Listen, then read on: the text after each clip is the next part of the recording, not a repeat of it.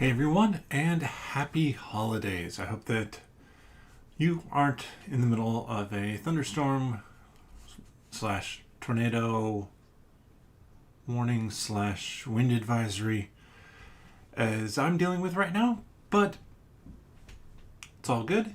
And honestly, my guess is we're going to get some wind coming through here. Hopefully, as it gets colder, it's about 50 right now, which is warm for Minnesota. Warm for Minnesota in December, that we won't get too much ice or anything like that. But with all that said, I don't think I introduced myself. I am Petter, and welcome to Malts and Meeples. So, as I've been spamming places on Facebook, Twitter, Discord for Gloryhound and Man vs. Meeple. This is about trying to figure out what game I want to stream starting in 2022. And there are 11 votes currently, I think. I have not looked at the votes at all today. So I don't know where we're at. I know from last night I looked to see where the votes were at, but I'm probably not going to officially decide on this stream. We're going to see at the end where we are. Maybe if there's one that has enough of a lead, that will make the determination. But this is a chance to kind of sell you on the different games that I might be streaming. Before we get to that, we're back to a beer here. Surly Furious, which you could only kind of see. Furious. There we go. It's an IPA from a local brewery. It's a solid IPA.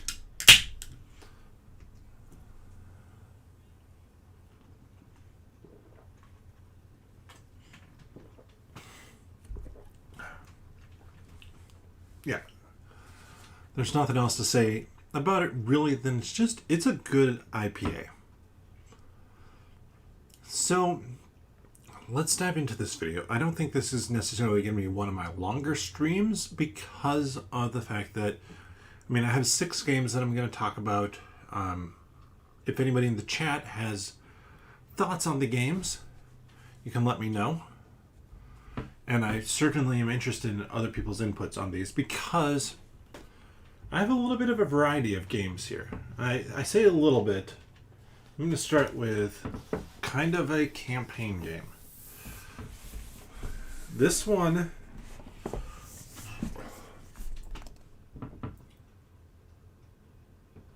HexploreIt, The Forest of Adramon.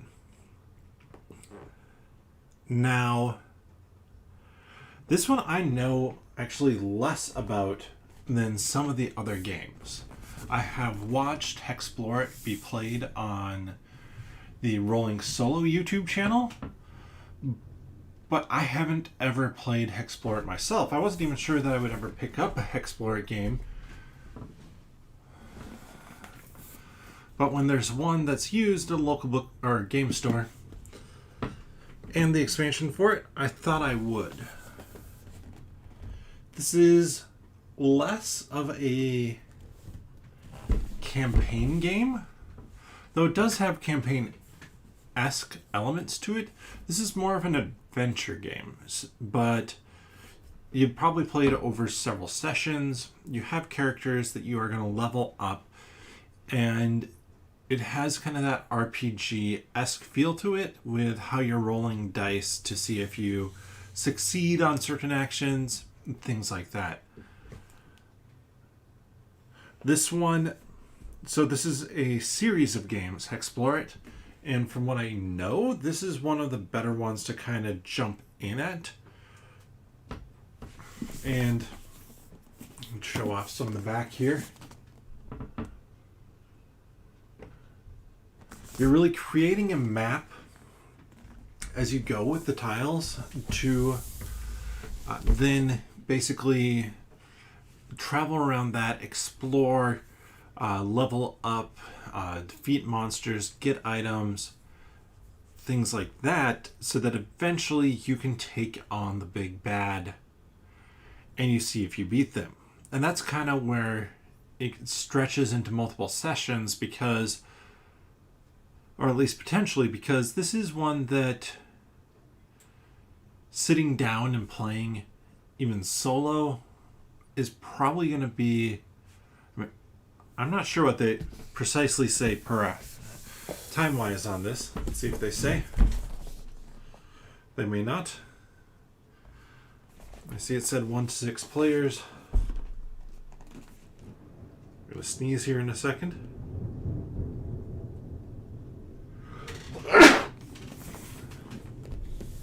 But this is one that's going to be a little bit less really story-driven and more adventure-driven.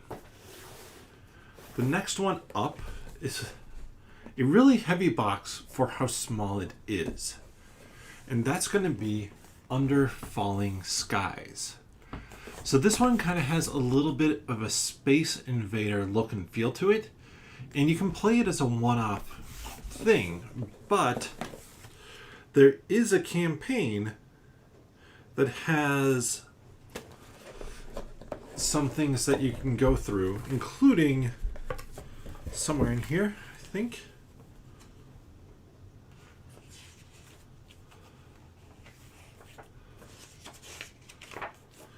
Must be under some stuff here.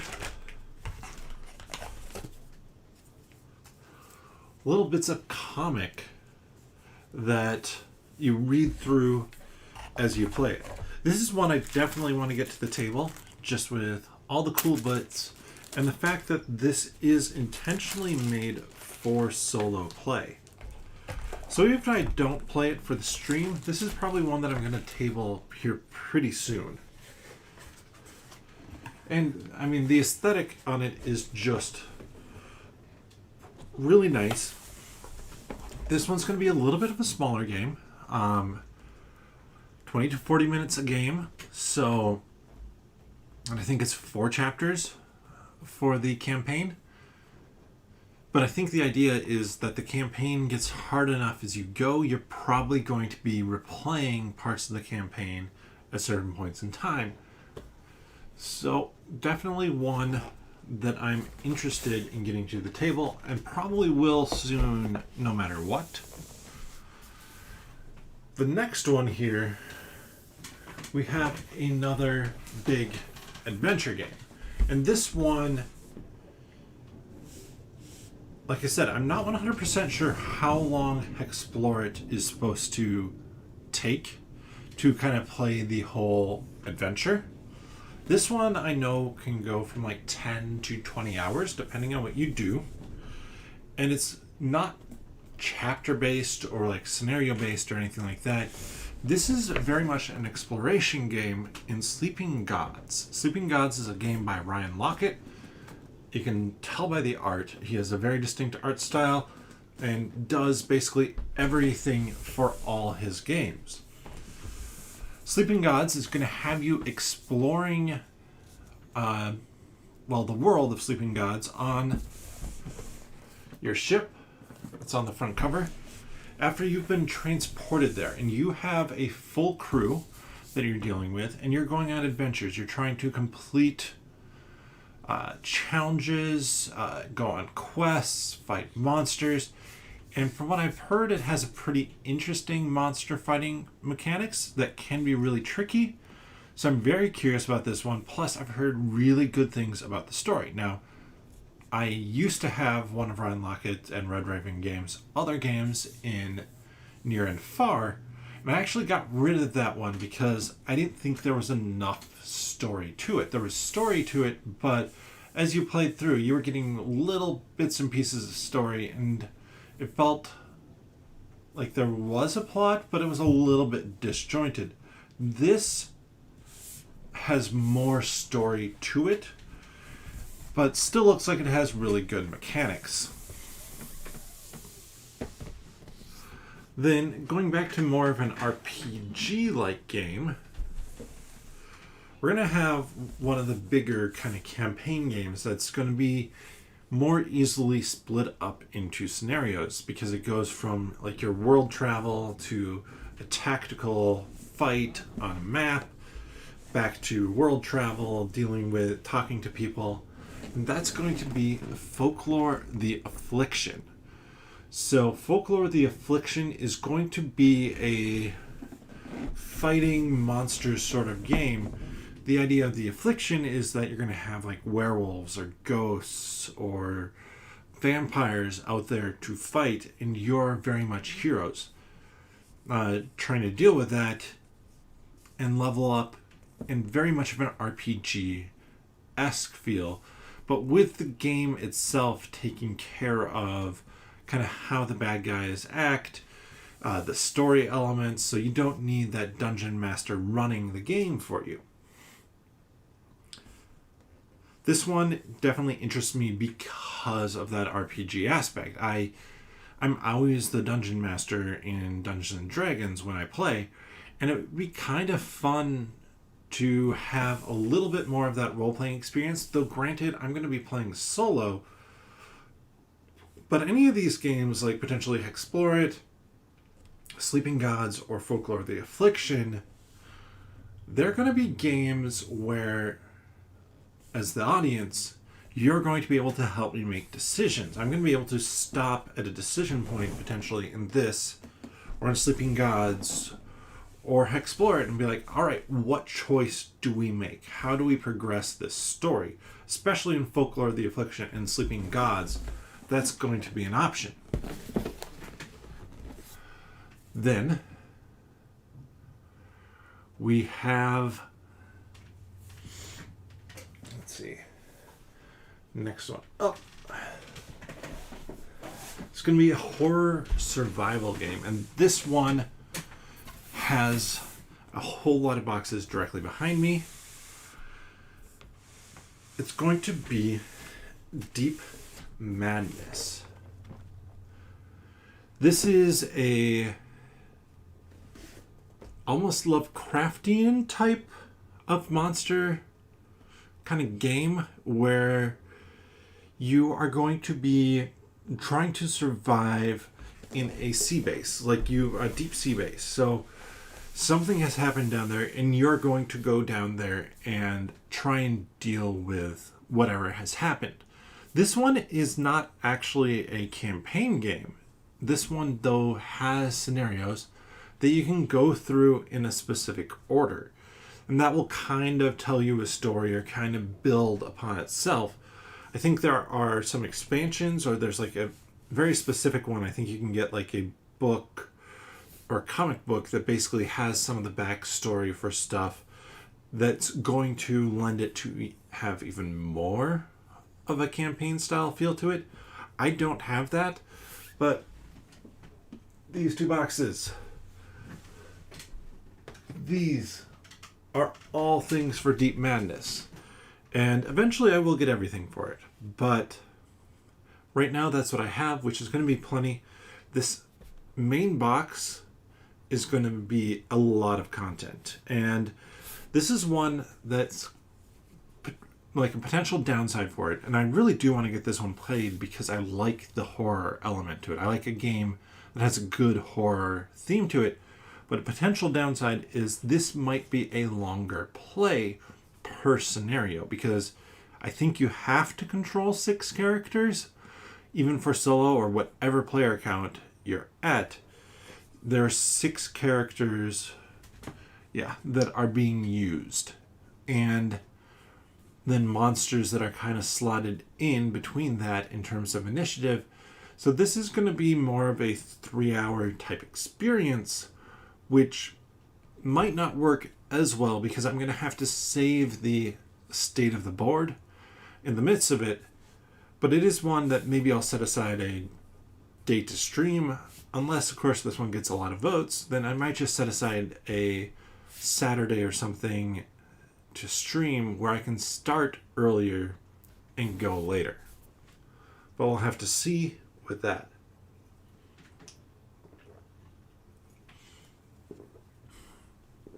And then the final one is a small box.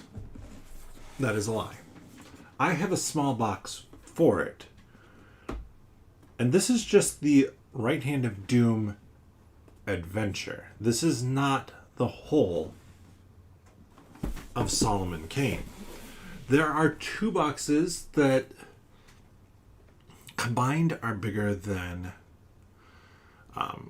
Gloomhaven in terms of how much stuff they have in there. And the only reason I don't have one of those down is they're really heavy and I wanted something that was easier to move. But this is going to be a story-driven game that's not necessarily as massive a campaign potentially as, say, something like Folklore the Affliction is. Because Solomon Kane is split into a number of shorter stories. And these stories might range from a campaign that's 10 hours to a campaign that's 3 hours. And they're all based off of short stories about the character Solomon Kane. And in this game, when you're playing solo or as a group, you're basically controlling virtues. And Solomon Kane has a good system for this because there are 4 virtues. So if you're playing with multiple people, each player gets a virtue. Or if you're playing with 2 people, each player gets 2 virtues. And these virtues are controlling what Solomon Kane does. They're trying to keep him from the clutches of evil. And it's an interesting thing because it's a game about controlling or influencing what Solomon Kane does, but nobody plays as the hero himself, Solomon Kane. You're just making a difference in what he's doing. Say, like I said, a really cool concept and a really big game. And whatever is picked here, I'm going to have to dive in and learn it. And there's a lot to learn for all of them. But like I said, I think this is going to be a shorter stream. But before I wrap up this stream, and I'm going to wrap it up here in the next 5 minutes or so, I do want to check to see where we're at. So here we have the poll.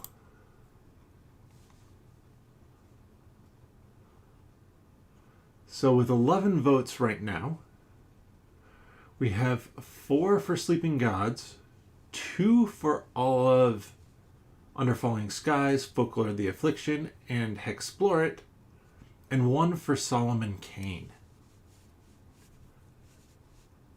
I kind of thought that Sleeping Gods might be the one to win out. I'm not too shocked by that. I'm a little bit surprised that Solomon Kane isn't higher because of the fact that Solomon Kane is a newer game. There's going to be less content on it. And that's the same with Sleeping Gods, whereas the likes of Deep Madness, Folklore the Affliction, and HexploreIt, those games have been around longer. But, like I said, and I tried to throw the link into the chat, but it's not allowing me to. If you haven't voted, if you want to vote, my plan is, since I'm going to share this video on nerdologist.com tomorrow, probably about 9 a.m. Central Time. That's my guess. That's going to kind of be the cutoff to vote. It might be later than that. Maybe I'll push it out, and so that this decision will be a week from today. So today is the 15th, if I remember correctly. 15th or 14th? 15th. So that make it the 22nd. And either the 21st or 22nd, I'm going to wrap up the voting. So probably expect to see this shared a few more times. But vote for your favorite. I would say vote often, but it's limited with your IP address. But that's going to be it. That is what I have for today. Thank you all so much for joining. I hope that I gave you some little bit of an overview of each of the games. I don't know that I did a great job on all of them, but let me know down in the comments which one you would play. Or, well, also go over to that straw poll link in the description and vote on it. But with that, bottoms up.